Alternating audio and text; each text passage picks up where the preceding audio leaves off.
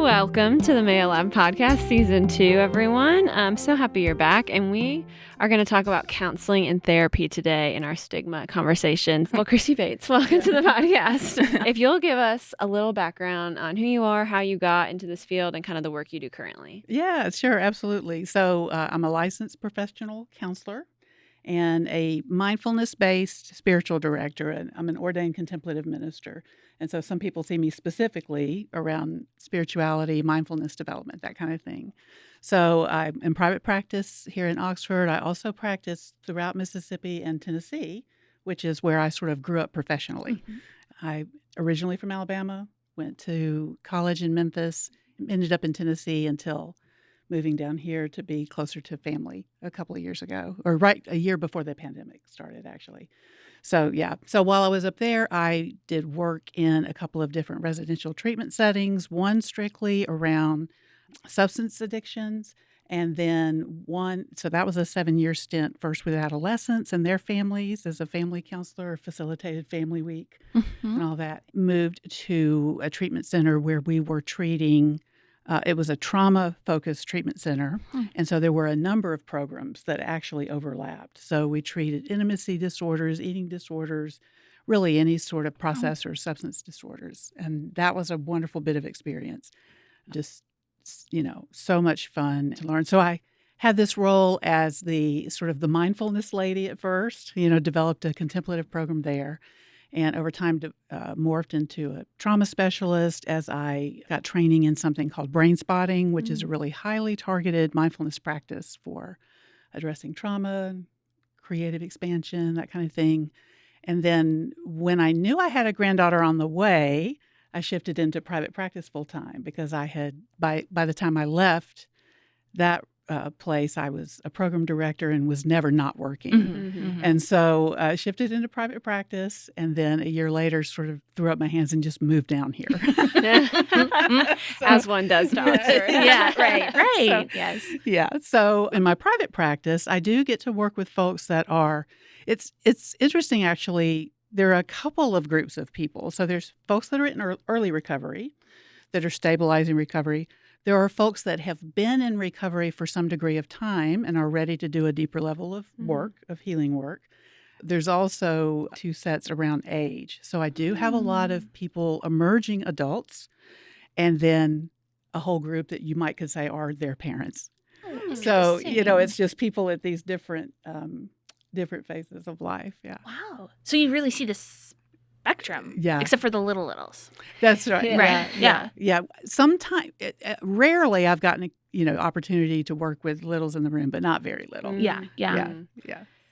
Well, I'm really excited about this conversation because I think there's a lot of stigma or misconceptions around the idea of counseling and therapy. So we're going to dig in. So can we start with counseling versus therapy? Is there a difference? Yeah. Okay. I actually made myself some little notes so my thoughts would be organized. So to me, therapy is a larger umbrella to describe all kinds of helpers. We have physical therapy, occupational therapy, mental health therapy. So, but all of these are helpers who sort of see us struggling with functioning in some way, kind of get to the root of what's happening, make a plan, and address it. Right. Yeah. So that's therapy. And so in the realm of mental health therapy, it's that umbrella can be anyone from your psych nurse practitioner who prescribes meds, or a counselor, or a licensed clinical social worker. Okay. Yeah. Okay. Yeah. And yet the counseling specifically, the licensed professional counselor role began, and I'm not super knowledgeable about this, I just remember this from grad school, that it began as the school counselor role. Was at first right. So, and then over time grew beyond that. And so in that realm of, you have people that are psychologists that maybe they've been trained from a heavy research place. And you have people maybe that are looking very much at just the internal workings of one individual. Then on the other end, and you would still call it counseling, but it would show up as therapy, or, kind of those terms used interchangeably, like a licensed clinical social worker, or really any trained social worker, is going to have the lens very much on the systems that they're dealing with, schools, communities, whatever. And I find, or at least it's been my experience, that licensed professional counselor role has a bit of both. There is attention to what's going on for people inside. There's also attention to where do we need to be advocating and, hopefully in a helpful way, disrupting systems so that they support wellness instead of struggle. Yeah. And in this span of all, I love that continuum. That's a very good picture. So if people are kind of just entering in this space and they've heard all this and said, well, I don't even know where to start now. Yeah. How would you suggest people find that entry point into this realm? As far as if somebody is looking for counseling for themselves or for their families, and let me just say to my friend, there are also licensed marriage and family therapists. So I don't want to leave them out because that is really a beautiful specialty of its own. So some of it is very much word of mouth. Very rarely people come to me. They have no idea I'm not a doctor. They don't. They just somebody referred them. Sure. They just I heard that lady does brain spotting. And when I first moved here, and thankfully this is not true anymore. But when I first moved here, if you Googled brain spotting in Mississippi, there were 4 of us that came up, and only 2 of us lived in the state. Oh wow! So now during the pandemic, lots of folks got trained, and I've been making a big push to make people aware of it. So a lot of times it's what you specialize in or what they're looking for, and they really, they just.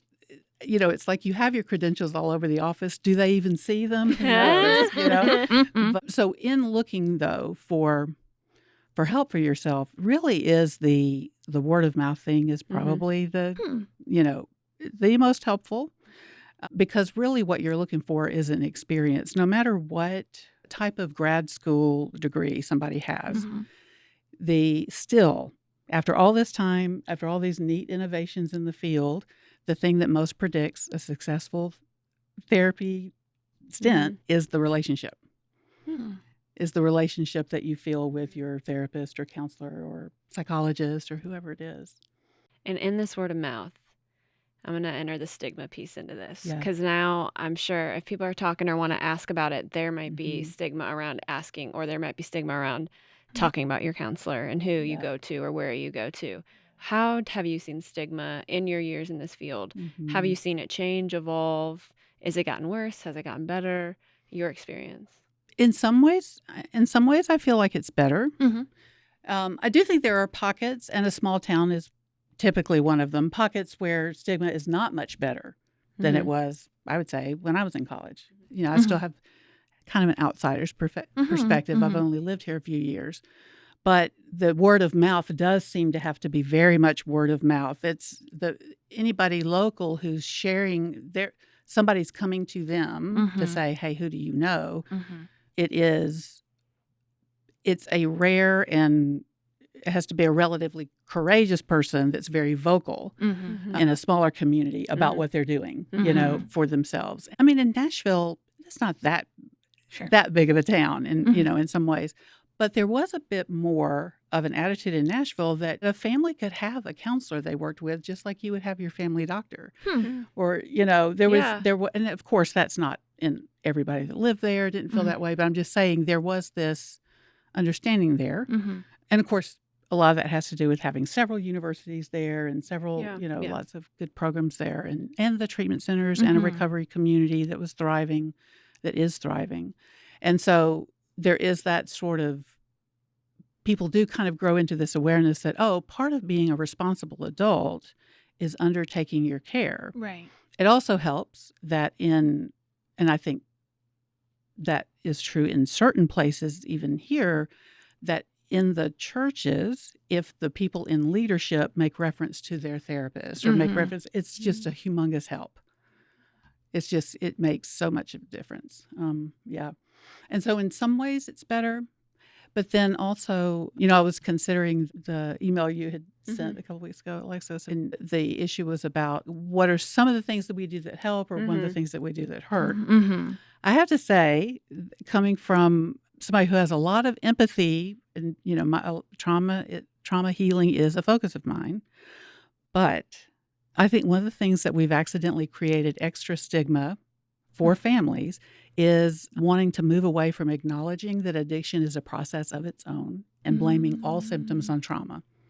Interesting. Because then people feel like, if I'm bringing my kid to you for help, it's like I'm saying I've traumatized them And of course, I mean, if you've raised kids, we all probably have had moments that we're less than nurturing. Sure. That's not the thing. But that feeling of, the way I'm going to say this may sound kind of harsh, so we might keep it or not, it sells well. Mm-hmm. And so because people have such a fear of being labeled in some way. Mm-hmm. And yet there is the piece about, one of the things I think about in terms of families is that trauma doesn't cause addiction, but generations of family trauma keep families from responding helpfully to addiction. Mm-hmm. And so one of the things is the secrecy, Right. right? If there's a family habit or family legacy of feeling like we have to present a certain way, then when problems arise, we're really stuck, and so it's more that our habitual ways of responding to things can be helpful or not. Well, and I think that's really, because we've had kind of inklings of this throughout the season so far, where we've been talking about this idea of the stigma attached to making a recognition that maybe something didn't go according to plan as a parent, right? Sure.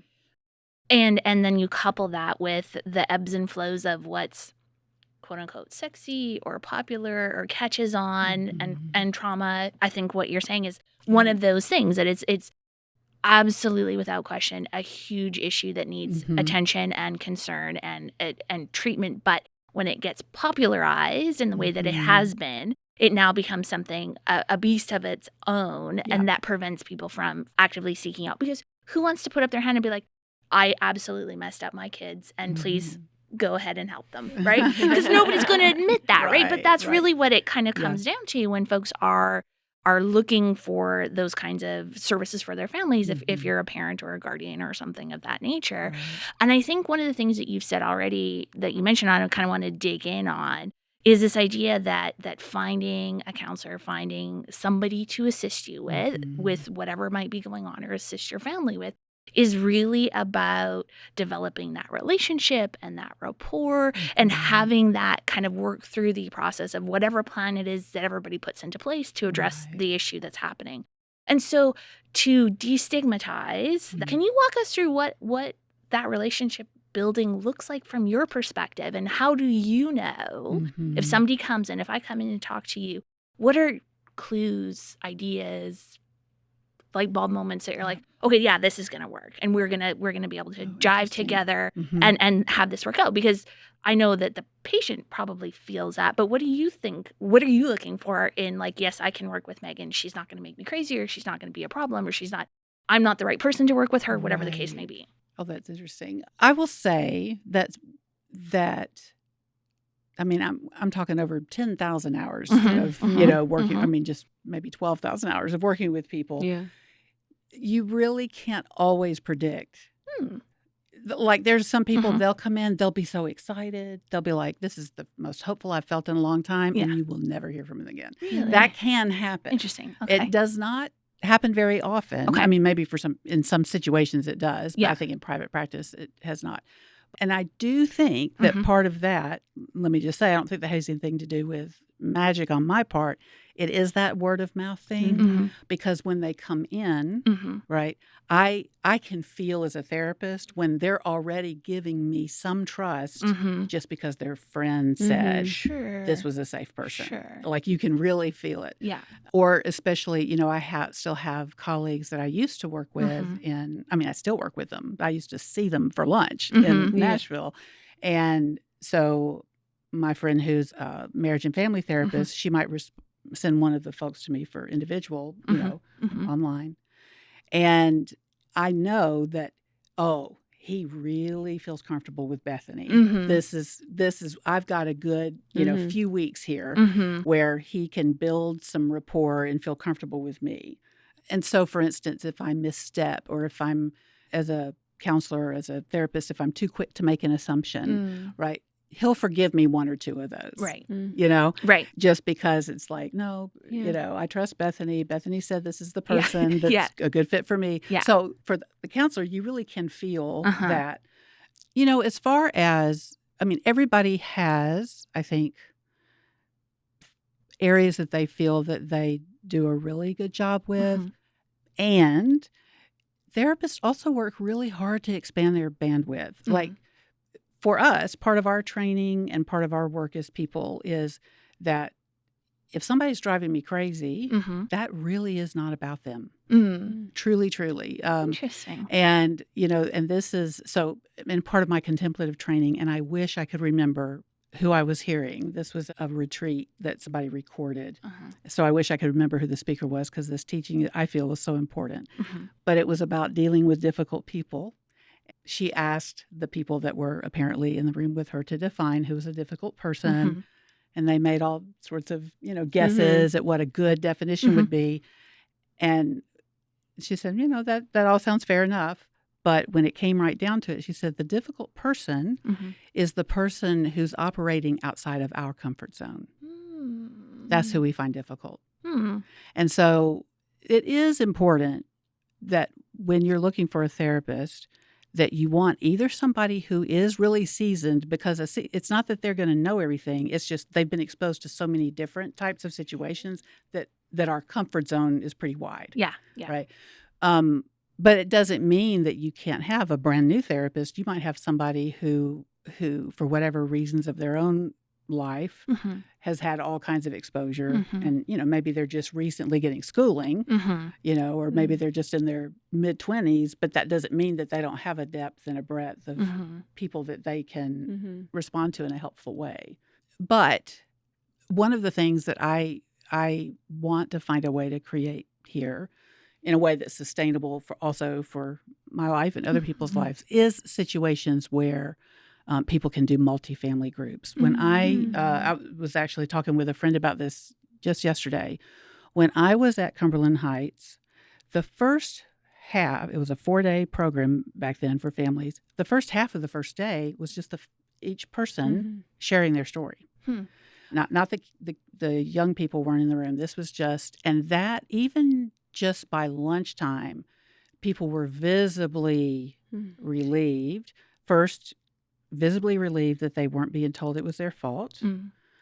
I mean, even as they're naming mistakes and the ways that they handled things, or just saying, I don't know what my mistake is, but I know I'm not doing something helpful. Right.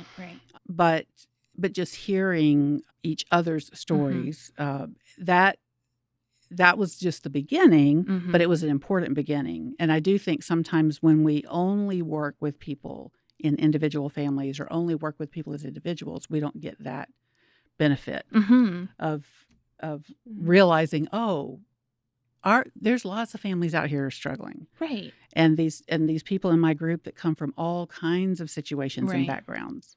One of the things I do want to be sure to say, because I think it's important, is that part of the genesis of stigma around having a problem of any kind is that just there's something about our human conditioning, and especially the way our societies are set up, that we consider, I'm saying in the mainstream, I know not everybody's like this, we consider ourselves successful to the degree that we can get life to go our way. Right. And so for many of us, if we have a lot of privileges and life goes our way a lot of the time, if we're living in fortunate situations, then when we come up against this thing that matters so much, and here I'm thinking about parents with kids, but it can be any loved one. But the thing I care most about in life, I can't tell you how many people I've been privileged to really watch them start to grow, because this was the first thing they cared enough about to be willing to open up to their own trauma. Like going, there's something in my history that I need to look at, that I need to heal, that would allow me to be a better support, or at least not get in the way of my kids' healing. And their kid was the first thing that was most important, Right. more important than feeling protected. Right. And You just dropped like so many gems, right? Like so many gems to think about this from the perspective of being like, what a flip from I've messed up and screwed up my kid to I have to be brave enough because my kid matters so much to me to open up and do something that's going to be wildly uncomfortable. and put me in a vulnerable and Right. potentially dangerous feeling position, right. to do that. And then this idea that where we are uncomfortable is where people are pushing us outside of our comfort zone. Like that we're going to have, that's going to be like in the show notes. We're going to come back to that later, because those are the things that we're really digging into for this season to start to think about in a different way. And it's just flipping that script of I've done something wrong to think about, okay, how can I be better in assistance to, or at least not hindering, as you said, my young person, whoever that could be, or my family member. We can broaden it out from there. How did you, I'm just going to stop saying how cool is it, but how did you get to that process? Because we've talked in this space to a lot of different people at this point, and that's the first time I've heard it kind of framed in that way. So what do you think brought you to that frame of thinking in this area? Yeah, part of it is, and I did mean to say this at the beginning because it's not a secret, I have been involved in my own family recovery, and there's various, just for people's information, various 12-step programs around family recovery. Al-Anon, Families Anonymous, Nar-Anon, Codependence Anonymous, S-Anon for families and loved ones of people with sex addiction. So these sort of family recovery programs, that's where a lot of the juice is, I find, for some of those understandings around, the things that I would normally do to help a sick person actually feed this disease. And I'm using the word disease in its hyphenated, very broad form. I'm not getting medical, although I do think there's medical components. But, or I'm told by people who know better than I that there are medical components. I'm not, making claims. But just for instance, if we have somebody who's down with the flu for a few weeks, right, or if our partner's down with the flu, if we are at all a decent person, we're going to pick up the slack for a bit, And I mean, if it gets to be 2 or 3 weeks of it, we're going to get kind of resentful or tired and worn down, right? But the thing is that as we're over functioning, that gives them time to rest, and then they'll kind of start to naturally pick back up, and then we can sort of come back to more balance, so that we're participating in the family in a more balanced way. When we have forms of addiction and really other mental health disorders, the things that we would do to support somebody through chemotherapy, the things that we would do to support somebody through the flu, or even just a 24-hour stomach virus, actually just give the addicted brain more time to work on the person.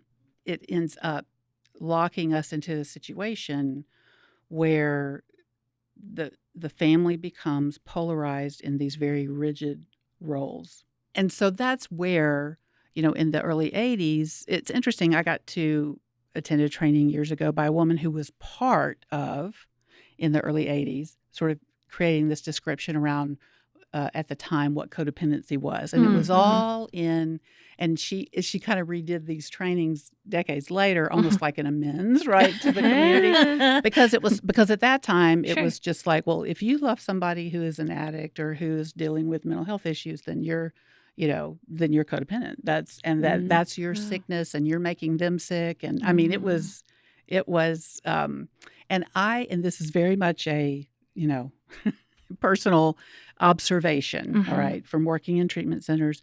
Very often, the people that tended to think like that were addicts in recovery who still struggled with understanding, like, how could somebody have loved me through that? They must have been really sick.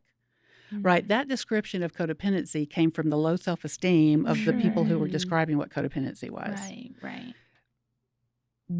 What is more understood today is that codependency is kind of this collection of symptoms that develop under chronic developmental stress. And chronic developmental stress happens in families where there's addiction, but also families where there's chronic poverty through the generations. Where we live, we deal with the generational traumas, some of which we know, some of which we just carry in our brains and don't know, having to do with being enslaved or having enslaved other people, right? That's a big part of the trauma that goes on, that people are carrying forward, that sense of just guilty for being alive kind of feeling, I feel like I've wandered way off whatever you were asking me. But No, No. this is fantastic. No, I was no. hoping Yeah. this episode was going to wander quite a bit. Yeah, because yeah. it is No. so vast. It is. And I think that because I don't want to leave us hanging on the brain spotting piece. Oh, Because I yes. remember when you and I first met Yeah. pre-pandemic, really, that Mhm. feels Yeah. like ages ago in the pre-times, that we talked about brain spotting. And that was the first time I had ever heard about it. And so Oh, yeah. left that conversation going, and I did follow up and like tell everybody, like, you need to talk to Christie because she has this really cool thing. But can you tell our listeners what it is and how it works and how you've applied it in this space? Because I think for many people, at least, if you're anything like me, you had not heard of this before I talked to you the first time. Yeah.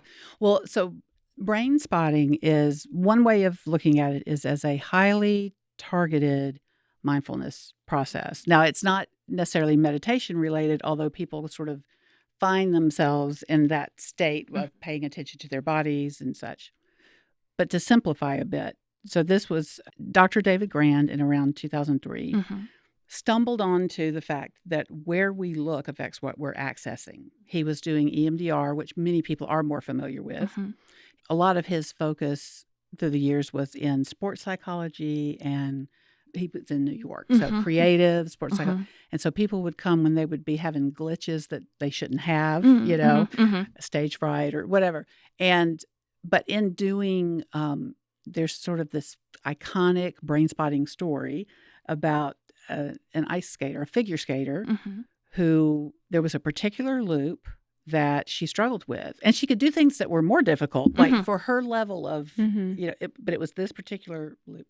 So they were doing some work around it, and he was using his finger to do EMDR with her, whereas in EMDR, there's a lot of this back and forth motion. Can you explain EMDR? Yeah, so EMDR is eye movement desensitization and reprocessing, if that's still the correct acronym. I think they did update it at one point. But EMDR has to do with the fact that the way that our brain is designed, that bilateral stimulation of the brain, right, allows the brain to process things. That's why when we want to clear our heads about something, we go take a walk, right? That kind of thing. That's why when we're sleeping, and if we are fortunate and we have a safe place to sleep and a generally safe life, a good night's sleep, we get to that deep REM sleep. That's the back and forth of the eyes, right? That allows the brain to process. So in ideal situations, that's just happening with a good night's sleep. And the thing that inspires me about this kind of work is just that recognition that we are designed to heal from everything.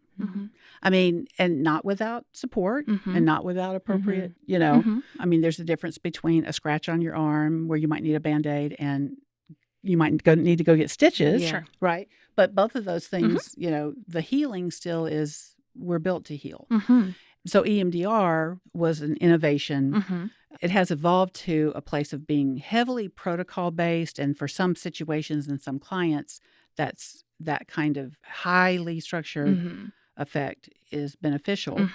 But that's not for everybody. Right. And Dr. Grand was doing work with this ice skater, and he noticed her eye just did a weird little wobble in one spot when he was doing this with her, and her eye did a weird little wobble. And he describes the experience that it was almost like he couldn't have moved it forward if he wanted to. And that has to do with really what's at the root of brain spotting is the attunement. Again, like I said in the beginning about the relationship. It's not the gimmicks and the tools that we have, it's the relationship.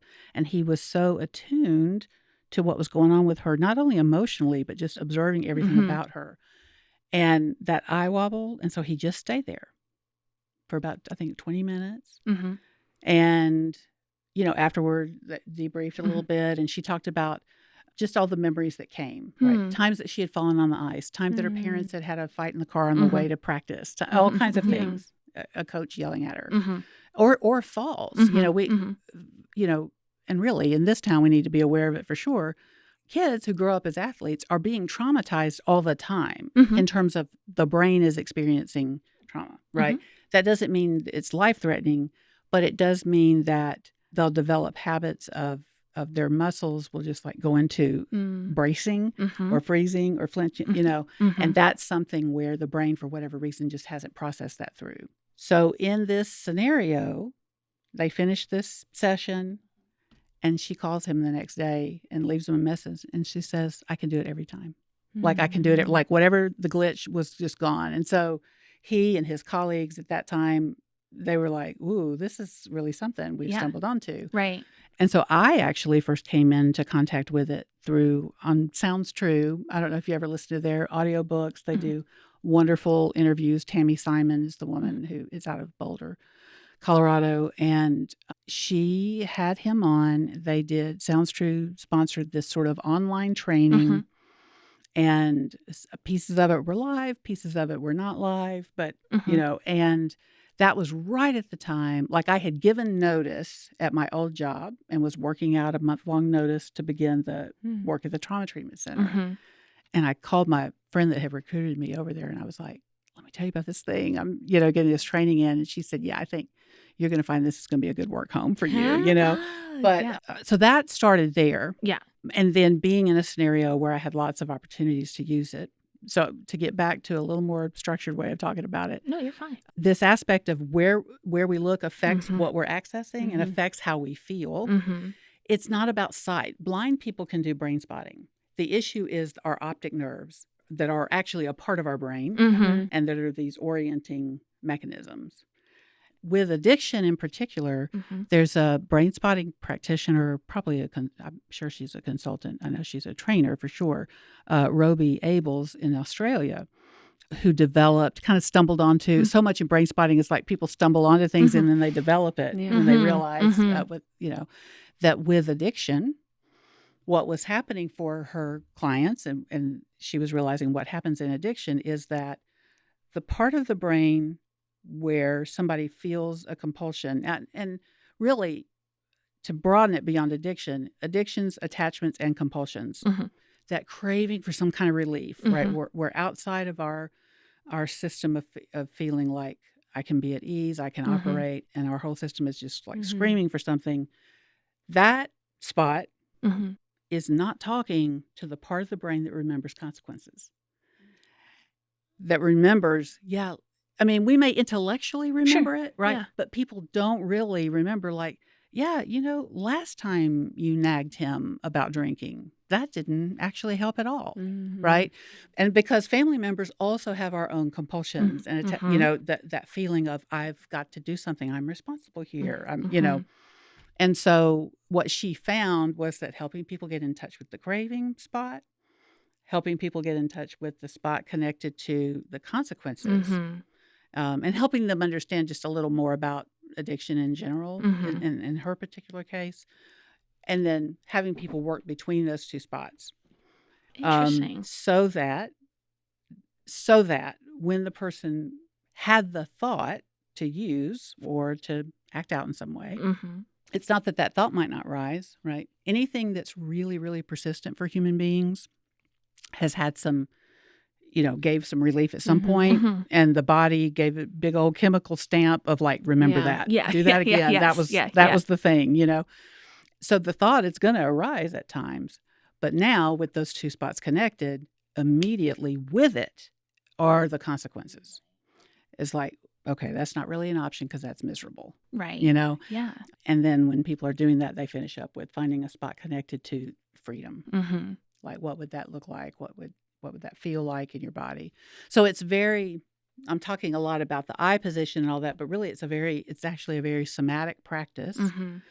But what I love about it as a therapist is the flexibility to be able to work with people who, I had one client who said, I just used to feel like a walking head, and I've worked with her for a few years now, but she said, like when I came in here, I just felt like I was a walking head, and like the ground's down there, but she said, I just wasn't, and she just didn't feel connected. There was just so much stored that she was, afraid to deal with, or really not even afraid, just didn't have you have to have certain things have to be in place.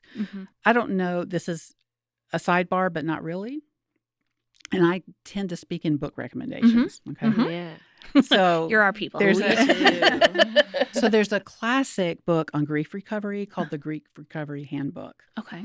And one of the things that they talk about, and I find this to be true for really people who have therapy to do, Mhm. is that the things that need to be in place for a grief process to do its natural healing work Mhm. are time for it, space for it, permission to feel, and a sense that somebody is there. Now, they don't have to be there in the room with you, but there has to be the feeling like I could call them up in the middle of the night if I needed to. Right. And so when people don't have that, and, kind of back to the thing you were asking me, Megan, a little while ago about who might be difficult to work with, if we tried to go straight into the trauma work for somebody who doesn't have a safe place, who doesn't have enough community, that can sometimes be the challenge, because sometimes people are coming in and they want to talk about the worst thing that ever happened to them. It's like, okay, we will, and let's get you situated so that that's not so flooding. Right. Let's get you in a situation where you have enough support, because when we release that here,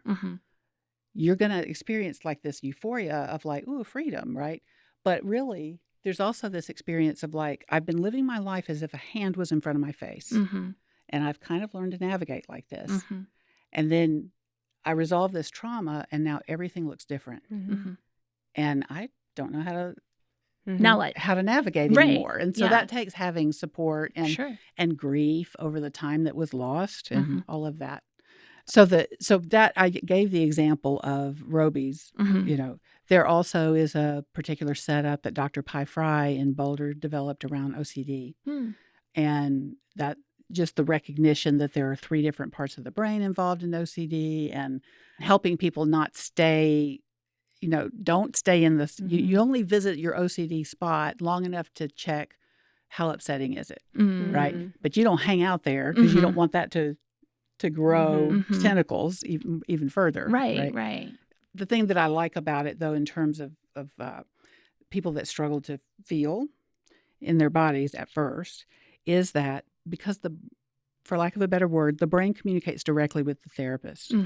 And so, for instance, I can be looking for a spot when somebody's saying, well, I had this argument with so-and-so, it made me furious at the time, but I can't feel anything about it right now, So that's fine. Just think about the argument.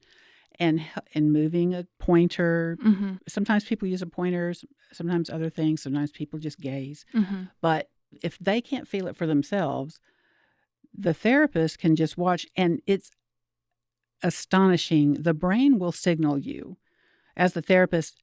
Some of it's just reflexes like extra blinking. Some of it is, a slight, sometimes people do a flinch. I've actually also had people like nod, and they did not know they were nodding. It was just their brain went here. Yeah. And you just work. And then kind of in the process, that's one of those things where sometimes with trauma work for people, things can sometimes feel quote unquote worse before it's better, because they might have to feel something for a minute before they release it. Sure, yeah.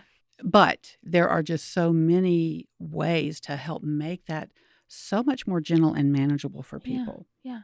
And so when people are working with a brain spotting therapist, the therapist is really, there's this saying in those circles, they talk about following the tail of the comet, right? That you're not you're not here to wrangle in your client and tell them how it's going to go. Is to follow them. And yes, you might have some education for them, or you might have, but in this, it's so astonishing that if we will let the brain do its work, the client will come up with their own recommendations. Oh, I think I need to do some breath work. I hold my breath a lot. That was one that happened recently. Or, I really love my essential oils. I need to take some of those to work. That would keep, when they get a chance to just angle and view things from literally from a different perspective. Than their brain. And, at one point, I don't know if there is quite a bit of research around brain spotting over the last 15 years. I don't know if this is still true, but when I was getting started in it, one thought about what was going on was maybe an idea that somehow in the eye-to-eye, that the therapist's eyes were acting as a mirror for the person's brain. Right. Our brains kind of are constantly scanning our bodies for, do I need to go to the bathroom? Is there a scratch? Am I wounded? Is there a bruise to heal? Right. The brain's just doing all that. But it does need some technology, for lack of a better word, to see itself. Meditation, mindfulness practice is the longest known technology for that, for the mind to see itself. Brain spotting just allows people to have the support and to be able to get there quickly. Yeah. That is so cool. Isn't that so cool? Oh gosh, I love What it. I love about this too is that I know when I first went and took therapy or counseling, it's I just thought you laid on a couch, talk about your feelings. And, I know that that's on the movies. And Sure. I think there's a lot of stigma around, though, the tools and how much is actually involved when you go to counseling, brain spotting, EMDR, other types of techniques. And, you don't just have to sit in a chair on a couch and talk about your feelings. But I think a lot of people still think that's what you do. And so thank you for going into that depth and, the back end, the brain is so involved, our emotions, our everything, our muscles, as a former athlete, I identify with the muscle flinches and stuff that happens still. It's there's so much that goes on in that if you haven't just even been open enough to do the work, even if it's just a little freedom you find, there's something there for everyone. Yes. And because what we know consciously is only, what? If we're lucky, 6% of what our brain has, So that's the other piece is that this work is happening. And so much at the end of the session, sometimes, the therapist is like, well, I don't know why they feel better. Sometimes you can hear it. They'll share with you some big insight they had, right? And you can go, well, yeah, obviously that's going to make somebody feel better. Yeah. But other times you don't know what happened, and to be willing to be in that unknowingness, is the thing. Is partly what makes it kind of like a just an adventurous way to work, with people, and yet one that has a lot of built-in safety because there's a lot of the thing you were saying too that about what to expect or just how it might make people nervous. On the question about what to look for, right? If you are currently in a situation where you're pretty isolated or you just don't have a trust level to know who to ask for word of mouth recommendations, if you're looking at people's website, the word experiential would be valuable. Looking for things like it could be brain spotting or EMDR training or somatic experiencing or psychodrama or, looking for, and that does not mean that other things that are out there are not helpful. But the other things that are out there are often the things that people sort of already know about, or at least they feel like they already know about. And they kind of, and to be fair, sometimes people say, oh, yeah, I already tried that. That didn't work. It's like, oh, you tried that? Well, oh, yeah, I went for 2 sessions. It's like, okay, well, dude, you didn't try that, but okay. So, but what that tells you is, okay, that, maybe cognitive behavioral stuff, for whatever reason, shuts him down, right? So he might really love something that's more active, right? And I'm just using a he is, it's like if he's having trouble forgiving his 14-year-old self for starting drugs, then we're going to bring an empty chair right here and let him talk to his 14-year-old and let him move over as the 14-year-old and answer, and to get out of thinking that the relief is going to come from thinking our way to it. That is one other thing that I think is so important to understand about contemplative body-based therapies and means of growth is that so often we think we've all had those moments of there's a ding and we feel better. And we mistakenly think that we had a thought and that's what gave us the relief. And that's what keeps us chasing sometimes. Chasing for the thought that's going to give us relief. But actually what happened is the body solved it. Yeah. And in that moment of relief, and then there's the insight.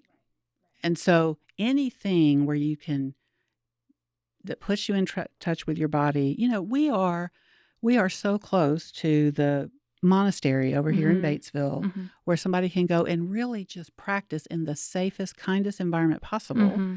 This experience of just allowing your body to nourish you by just being willing to give it some time and attention to just settle down and to stop striving. That when we were talking about forms of developmental stress. Mhm. That striving is one of them. And that can be true, and this can be extra confusing for families that are working really hard to give their children a better childhood than they had. So that might be they're trying really hard to do it emotionally, and they read all the parenting books, and they're trying to do everything really right. Or it might be materially that they're trying to give them something better. But the whole underlying experience of striving, when you have folks that really haven't given themselves the time that they need and deserve to resolve things, there's nowhere for that to go except downhill to the next generation. Right. Yeah. I think that's a beautiful place for us to kind of wrap it up now. Yeah. I think that's a really great place because you've given us so much to sit with and chew on and think about. And you've covered a ridiculous amount of ground, and I am incredibly thankful for We're going to have to bring her back. Yes. No, I totally agree. Yeah. I totally agree. Yeah. But I think if we could, so far this season, we've been trying to leave folks with like things you can do today for yourself, things you can do for your family, and things you can do for your community. Yeah. So you've covered a lot of ground, and I think I can pull out in my head things that would fit each of those categories. But I'm going to leave the question to you. What is something we can do right now for ourselves? What can we do for our families, and what can we do for our communities? Yeah. So on the thing about the things that people can do for themselves, one of the things is there's just no reason not to have some sort of community anymore. Even if you want it to start out completely anonymous on Zoom, in your room, right? All of these family member programs. And if people have a discomfort with for whatever reason with 12-step stuff, there's Buddhist recovery circles, there are recovery circles out there. And so finding anything that you can relate to and getting plugged into that, even just like finding, like the thing you can do today is just go online at Families Anonymous or Al-Anon or something and look for where the Zoom meetings are and have an idea, even if you like, okay, here's 2 times a week that I could hop onto a Zoom meeting, right? Maybe later you'll graduate to talking to people live, but actually there's a lot of help that goes on, in those Zoom meetings. So that's one thing. Okay. There is a book called Conquer Your Critical Inner Voice by Dr. Robert Firestone, and some other people helped him write it. It really does a great job of helping people understand that if we are being run by that critical inner voice, we are going to pass it along to our children, even if we never say the words out loud. And so that, again, just, parents need and deserve help, right? But also sometimes helping people know, and this is also the way you're going to help your family members. Right. For family units, I really love the work of Harville and Gay Hendricks, the Giving the Love You Want, and giving the love that heals. So that's about couples and about kids, raising kids. There's also a pair of books that Michael Bradley wrote. One is called Yes, Your Teen is Crazy, and that's for parents. And the other is Yes, Your Parents Are Crazy, and it's for teens. And it really does a lovely job of explaining to teenagers, like, hey, for a lot of people, if they have unresolved stuff, it's usually in their adolescence, Right. Unless it's egregious stuff earlier. But and so you are not a bad kid. It's just being the age you are is what triggers your dad. That you are the age he was when this thing happened for him. So that pair of books is a great way for families to have some humor and also be able to discuss some things. I love it. What great names. Yeah. I can see a lot of Christmas gifts. Right. Yes. Yeah. Within the communities, I think for sure, things like this that you all are doing, that the Mayo family is doing, that other families are doing, the Magee family, just to help bring awareness. My daughter, who Alexis knows, that helped coordinate this Overdose Awareness Day that we had at the end of August. That was really something beautiful, because a person could arrive there, and I don't care what part of the community you were from, you could find a booth that you could connect to. It was a neat, gathering. But something around, and I don't know how we would address this, but I do have to share, it was something that may be hard for people to hear, which is we have some kids that are so angry about the fact that adult drinking culture in this town is what it is. And so I really remember strongly a young man that talked to me, but I had not lived here very long, but before the pandemic. And he was experimenting with whatever he was experimenting with. And he said, I really don't want to hear it. I run into my teachers at the Grove all the time, and they're plastered. It's not just my parents. Right. They're so angry. And the anger comes from, I want somebody I trust to be like, how else can you deal with things? How else can you have fun? Right. And of course, the anger also partly comes from just that teenage judgmentalness of not understanding people's struggle. Yeah. Like adults struggle, and that's their only means of entertainment or their means of, But that somehow addressing the fact that, because it's a lot of, not just in our town, but our economy runs off of inebriation to a large degree. And so it's like we're not going to be able to help our kids very much unless we get very creative about changing that. But I have no idea how that would happen. It's a do as I say, not do as I do type of situation, right? But I think that's a really key observation. And I mean, if only we had the answer to it today. But it's certainly something worth our considering and thinking harder on, right? Because if we see it through that lens, it does seem absolutely from that young man's perspective like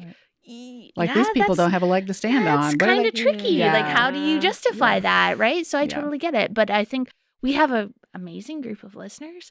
And so let's start thinking about that and having conversations, continuing this conversation in that space to figure out what we want, what we value, and aligning what we say with what we do, right? And I think that's where we have so many gems from this episode. I'm just so excited. And we are absolutely going to have you back again. Thank you so much for making the time for us this afternoon. We're incredibly appreciative of it and all of your wisdom and your ideas and keeping us practical, things we can do, books we can pick up, stuff we can start thinking about.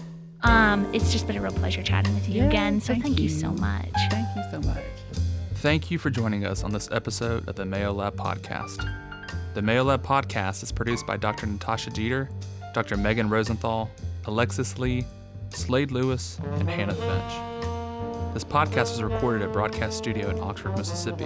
The show was mixed and mastered by Clay Jones, and our original music was composed by Slade Lewis. The Mayo Lab podcast is brought to you by the William Magee Institute for Student Wellbeing. For more information on the Mayo Lab podcast, head over to themayolab.com and follow us on social media at the Mayo Lab. If you enjoyed listening to the Mayo Lab podcast, we'd love for you to subscribe, rate, and give a review on iTunes, Spotify, or wherever you are listening to this podcast. This podcast represents the opinions of Dr. Megan Rosenthal, Alexis Lee, and their guests on the show. This podcast is not intended to be a substitute for the medical advice of a licensed counselor or physician. The listener should consult with their mental health professional in any matters relating to his or her health or the health of a child.